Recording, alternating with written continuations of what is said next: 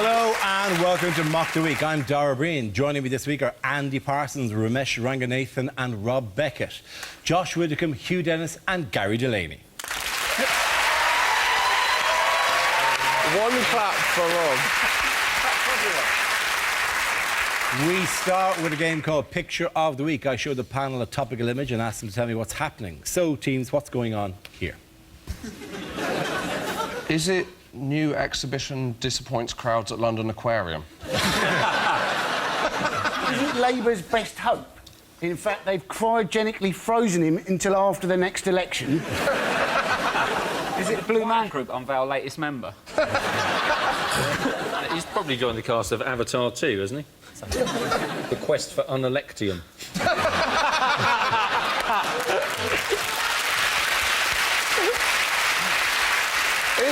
Mirror, mirror on the wall, will I ever be leader of them all? No. Is that the most depressing window in downtown Amsterdam?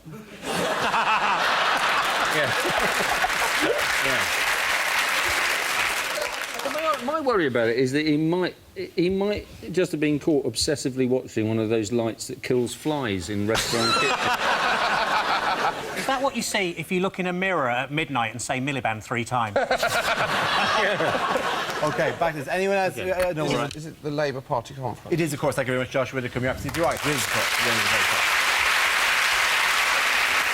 This is Ed Miliband at the annual Labour Party conference in Brighton this week, where new party policies threaten to be overshadowed by revelations from former spin doctor Damien McBride of infighting from Labour's past. How has his presentation of policies gone? My favourite policy in his speech was he said, if he's elected, he's not going to take his shirt off in public. Yes. Well, I like that for two reasons. One, it's attainable. And the other one is he said if he's elected, that's going to happen, which implies if he's not, he might just, like, streak through Parliament. And that's the most effective way to get elected, isn't it? If you say, listen, if you don't elect me, I'm going to take my top off and run through the streets. We'll not be voting for him straight. You just stand and slowly raise up. Coming off. It's coming off, Are you ready for this jelly? There's a kind of an Ed Balls tradition at these conferences every year. Do you remember what it is? Plays a football match every year? He does indeed play a football match every year. And every year we show photographs of him playing the football match at the conference. This is from 2 years ago. This is from 2 years ago. This is last year's photograph we have as well. They're the standard photographs. He kind of went for a very different look this year. This is this year's. Amazing! That is, you know, he's gone it's kind of saucy, if anything, he's gone. I mean, it's the one leg up in the kind of a... Can you imagine Paint me like your French ladies, Leo. All right, let's move on to the far more entertaining and comedically gifting conference. In other news, what's going on here? Is he in fact at Dover Ferry Terminal and he's waving goodbye to the foreigners? I think it might be just Nigel Farage going, I'm in charge because I'm the most normal.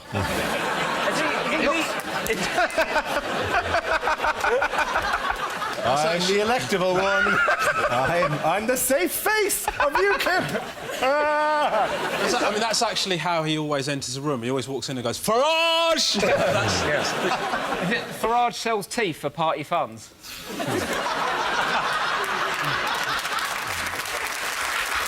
I know he did. It's good that you bought the Nigel, how many immigrants would you be happy with in this country?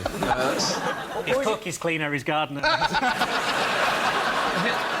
Yes, it is Farage, obviously, at the UKIP conference, which gave more headlines than Labour could possibly dream of, really. He was pretending still to be a man of the people, wasn't he? And this is a man who used to be a stockbroker who went to public school. You think if he was truly a man of the people, surely he'd be called Nigel Farage rather than Nigel Farage, you know? Nigel Farage Like garage rather than garage, you know? By all means, he might live in a village, I don't know, in a cottage. Enjoys a sausage, quite possibly. I mean, the trouble is, though, isn't it? People come over here and they can't pronounce our words, can they? It's an outrage. It's an outrage.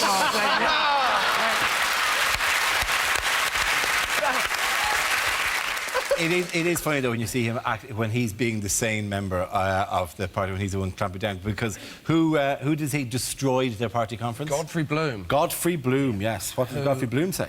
He went to a women in politics discussion and described them all as sluts. And my main question is, when holding a women in politics get together, who is inviting Godfrey Bloom? Ridiculous. It's like having Tony Blair as Middle East peace ambassador.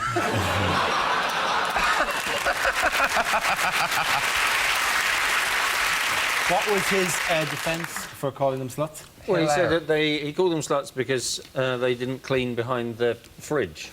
Very odd definition. It is. Is that an awful euphemism? No. His argument was that the old meaning of sluts was people who are slatternly or unclean, and that he didn't mean slags at all, right? Which is always a very weak point when you go, well, I meant sluts in the old 18th century, not contemporary sluts. These women aren't contemporaries. Just look at them. Slags? No. It became such a massive story, like that overshadowed the whole conference. Like my grandmother heard about it, and she lives in Bongo Bongo Land.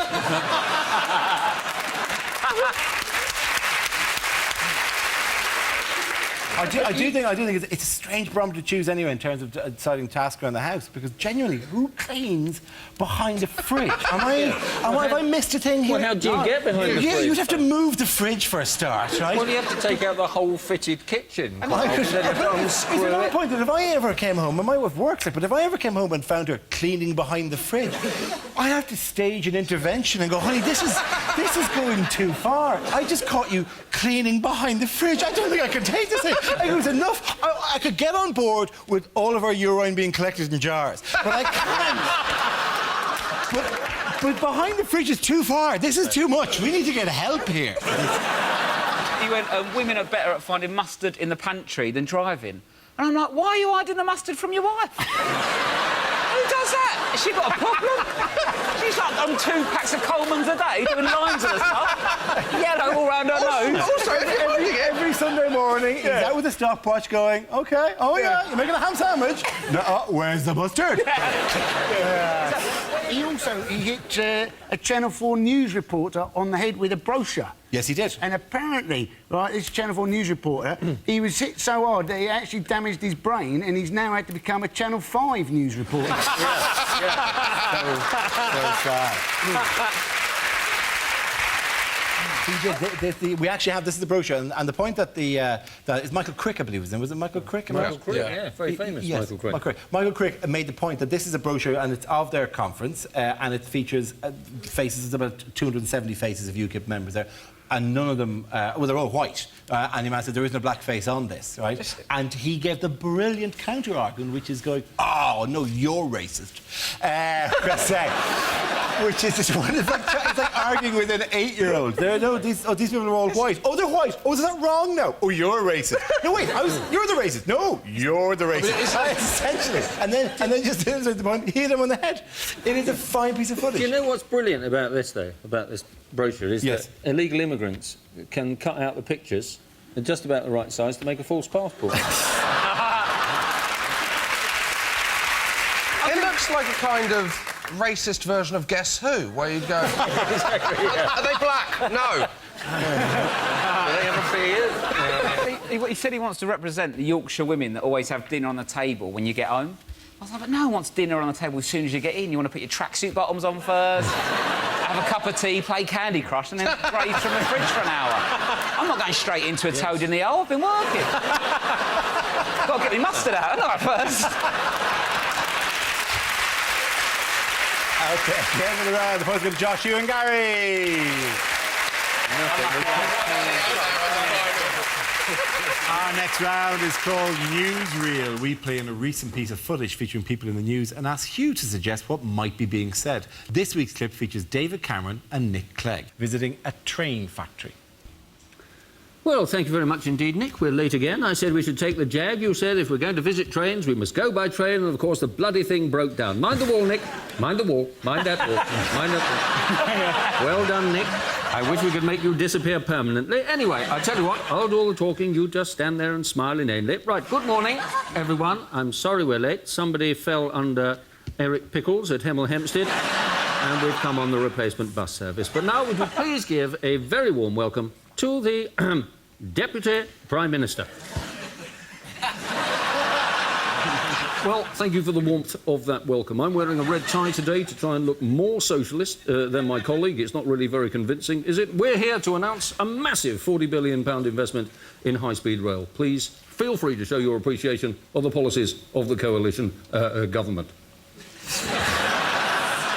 Well, high-speed rail is vital. Think of the advantages. If you are travelling to Birmingham, soon you'll be able to spend an extra 20 minutes in Birmingham. Well,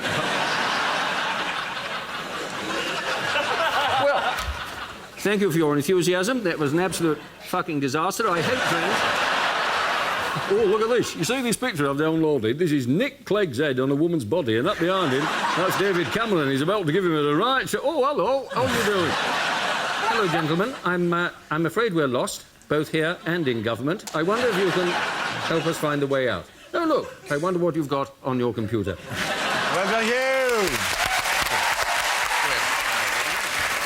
Now we play a round called Gag Theft Auto 5. This game involves Romesh and Gary, so if you could make your way to the performance area, please. This round is a stand-up challenge. I launch a wheel of news, and whoever chooses to stop, one of our performers will step forward and talk about that subject. The winner is whoever I think is the funnier. OK, here we go. Let's spin the wheel. The first subject is education. Who wants to come in that? Romesh. I used to be a teacher, actually. I was a maths teacher. I wasn't a very good one. But as I found out, it doesn't actually matter. You can get away with it for quite a while. But the problem is, you've Ofsted coming, you've got an Ofsted inspector in the back of your class. I've got to make sure I'm doing my job properly. Yeah? Got learning outcomes up on the board, Pythagoras and trigonometry flying all over the shop, knocking it out the park. Kid in the front row's got a question, I'm straight in there. Yes, Timothy? How can I help you? And then he'd go, why are you being weird? Right. So then I've got to convey to Timothy, without the inspector realising, that I am going to bloody end him, right? Because of political correctness, all textbooks have got to be multicultural nowadays, which means that every single question in every single maths book has got to have a white kid and a black kid in it, or a white kid and an Asian kid in it. Now, I don't know about you, but I wouldn't have wanted to hang out with a kid of another colour. If every time I met up with him, he wanted to do bloody maths. I don't... The questions you get in these textbooks are amazing. You get questions like, Philip thinks that the answer is 8. Dilip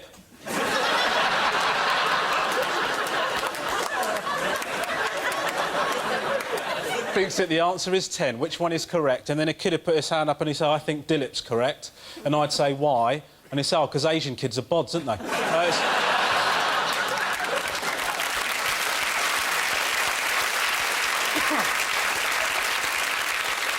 We had uniform at the school. I agree with uniform. The problem is they're very strict about it. We had a sixth form. Talking to sixth form lads about what they're wearing, absolutely not a problem. Got no issue with that.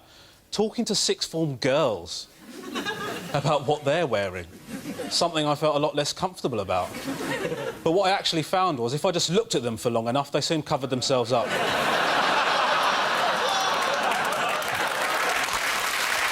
Thank you very much, Robert. OK, that leaves us with Gary. Let's see what you have. Let's spin the wheel. And the subject is relationships. OK. How are you? I used to suffer from premature ejaculation, which made me feel selfish and bad for my girlfriend. Then she suggested I try this special cream that reduces your sensitivity. And it really worked, because now I don't give a shit about her.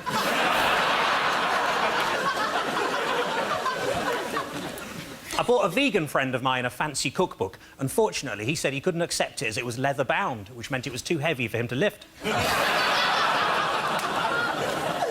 When I was a teenager, my mum always said, your bedroom's so messy, you'll never get any self-respecting girl to come back here. But luckily, they weren't the ones I was going after. I watched the director's cut of a porn film. At the end, he actually fixes the washing machine. I was in a sex shop. I saw a dildo described as 9 inches long and realistic. I thought, well, which is it? The Archbishop of Canterbury recently said he couldn't support gay marriage without first having a mandate. Honestly, if he's that bothered, I'll go out with him. One time at a party, I chucked my car keys into a big bowl and everyone just stared at me and the trifle was ruined. I was watching a really weird porno the other day that was just a fat man crying and wanking at the same time. And then I realised I hadn't turned the telly on. Thank you. Thank you very much, Gary. OK, points for both of you. Come on back.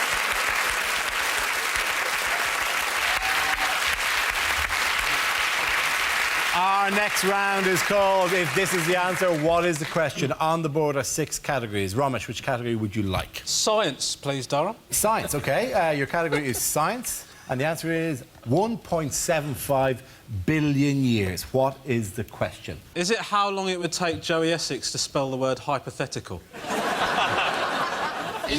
What is the best before date for coal? How long will I wait for a girl to text me back before I'm sure she's not interested? Is it... Thank you. Is it how long it takes for a bowl of porridge to cool down? Is it how long does a panda go between shags? Is it how long will it take my iPhone 4 to download iOS 7? Is it on my first trip to Nando's, how long did I sit at my table before realising you had to go up to order? That's sweet. You're just going, oh, they're very slow in here. Twirling your napkin and wondering, well, I shall write a very harsh review of this. Is it if you booked onto a Ryanair time machine, how far from where you want it to be would you in fact end up?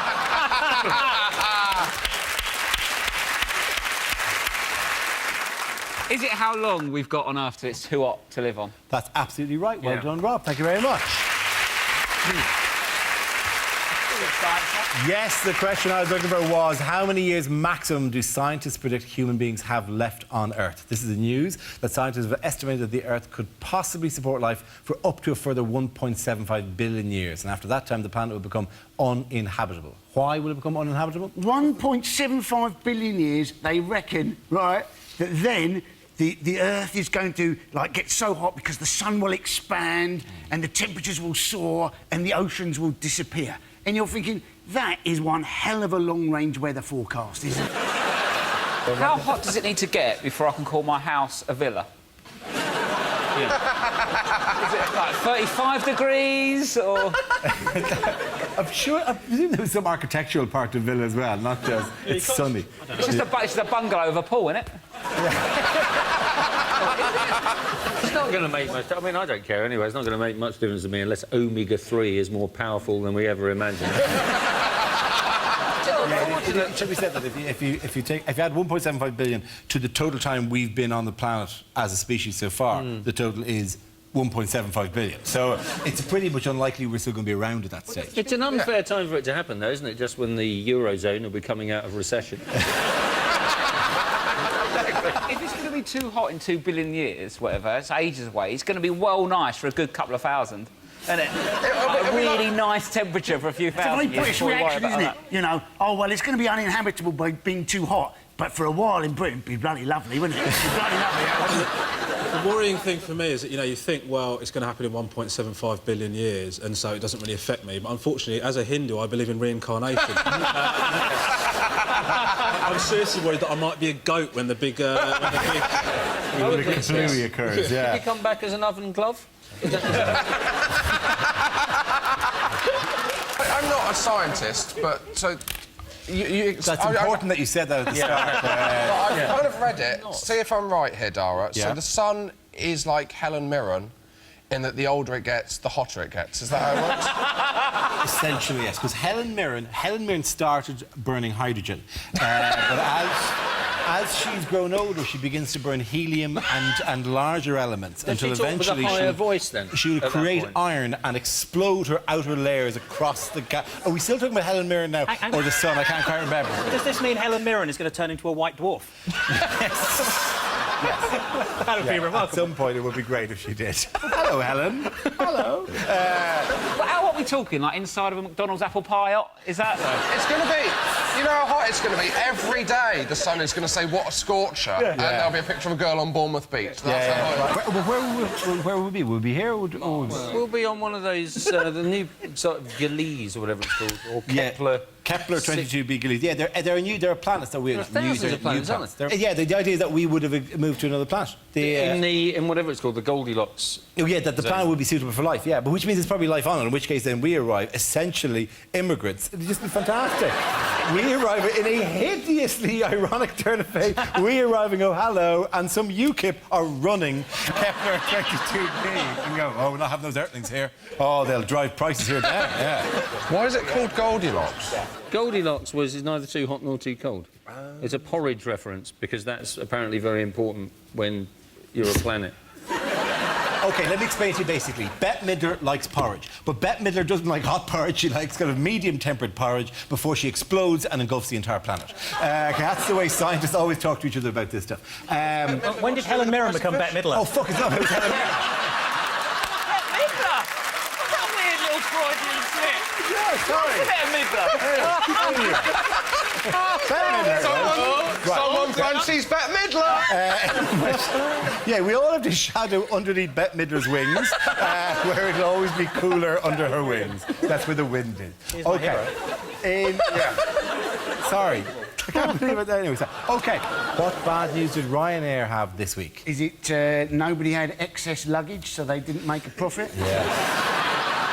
Ryanair, very much the UKIP of international airlines. It was a survey, wasn't it? It was a survey, by yeah, for Which Which magazine that said that their customer service was terrible. Surprise. There are no examples. Yeah, there was a Which survey in which they were the worst of 100 well-known brands. They were the worst in terms of customer. This is unsurprising, given that they have charged people for wheelchairs in the past. They said that 99% of complaints were dealt with within 7 days, and you go, that is still too long to be on hold. They charge for absolutely everything, though, don't they? Yeah. You know, and you're thinking, you know, you could quite imagine being on Ryanair, hear a tannoy announcement, or there's been a loss of pressure in the cabin, and then a second tannoy hands up those people who want to rent an oxygen mask. I'd pay for the oxygen mask, but I'd want to use it. I get really irritated on planes. I know it's there, but it's never, ever popped down. Has it ever popped down for you? I've never had it pop down for me, no. No, but you know it popping down is a bad sign. Oh, no. You don't want to go, great, the air mask's down, this is going to be great fun! And then turn to my child and go, wait your turn. Very important that I do me first. So we'll just have one for the entire family.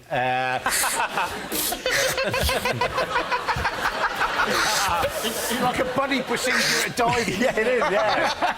They're thinking of actually charging. You can actually think of getting porn on Ryanair as a pay movie. You don't want the person sat next to you watching porn on the flight, do you? Them pretending the entire flight to be trying to get something out of their pocket. If you were watching porn on a Ryanair flight, at least you could watch somebody being screwed in a more uncomfortable space than you're in. OK, at the end of that round, the point's go to Rob, Ramesh and Andy.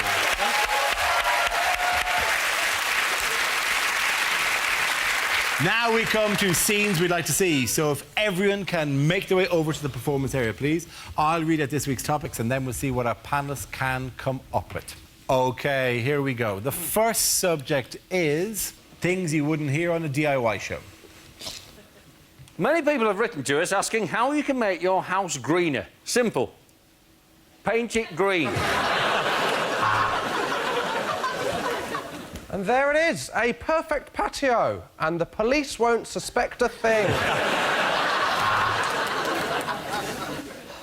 No, don't bother putting the kettle on there. We'll crack on with the work straight away. The walls are plastered, and I'm a little bit shit-faced too, to be honest.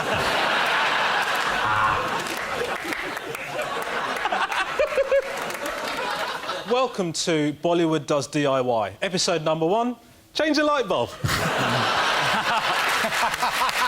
I'll still do that. I'm Nick Knowles, and no matter how many DIY programmes I make, I'll never be as famous as my sister Beyoncé. This week on Grand Designs, 2 more middle-class tossers piss away their life savings on some glorified Wendy house.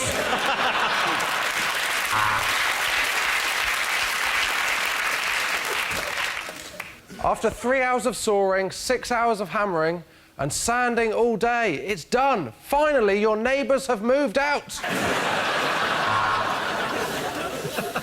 So for the best finish, rub vigorously up and down with a piece of sandpaper, but be warned, you may get a very sore penis.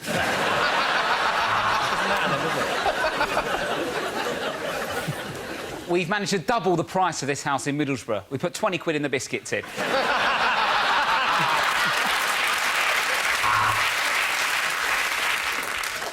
Jen's parents really helped us out with the budget on this project by dying. So, drill the pilot hole, take the plasterboard fixing, but before you countersink the batten, ask yourself this. Is it any wonder my wife left me for a table magician from Macclesfield? We sandblasted several layers of varnish off, but sadly, there was very little of the real Dale Winton left. This week, John from Peterborough successfully put a roll of wallpaper up himself, so we're taking him to hospital. We've got 24 hours to renovate Sharon's house. Let's start by smashing her back doors in.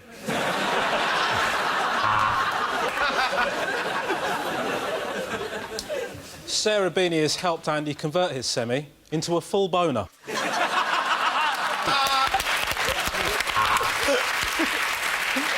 OK, the next topic is unlikely lines from a romantic novel.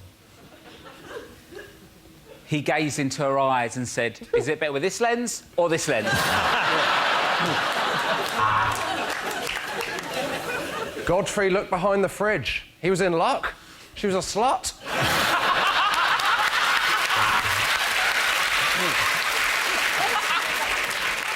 Will you make me the happiest man on earth? Will you marry me? Will you change your name? Will you become the next Mrs. Goatee Bollocks?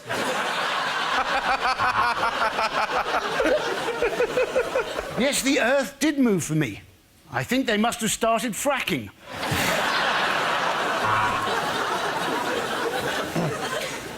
As he looked into her eyes for the last time, he whispered in her ear, always remember, we'll always have the bins behind Morrison's.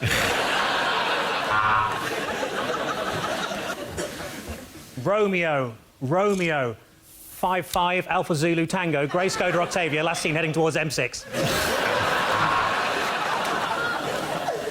I've been looking for you my whole life. iPhone maps are crap. He made love to her like no man had ever done before. It was so intense, she dropped her chips.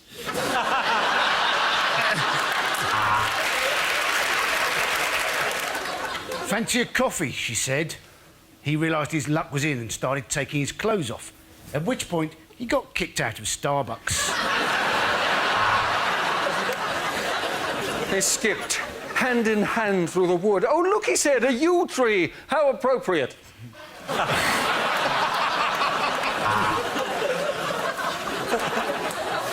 He was a strapping officer from World War I. She was disappointed with uniformdating.com.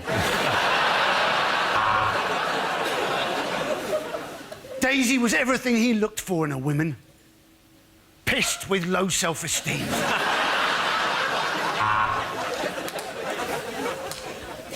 She danced as if no one was watching, but people were watching, and she looked like a twat.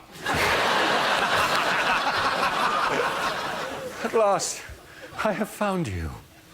I have found you. Is it really you? Are you Wally?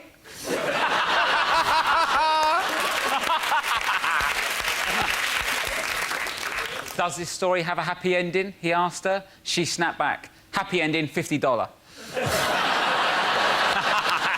OK, points at the end of the round for Rob, Romesh and Andy.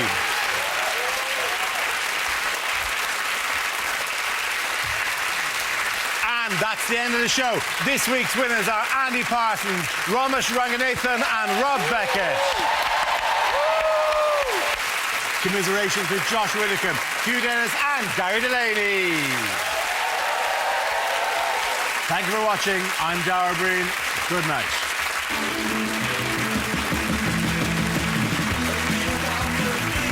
Don't get yourself in a tangle tomorrow. QI is here talking all things knits and knots with the letter K. That's at 10.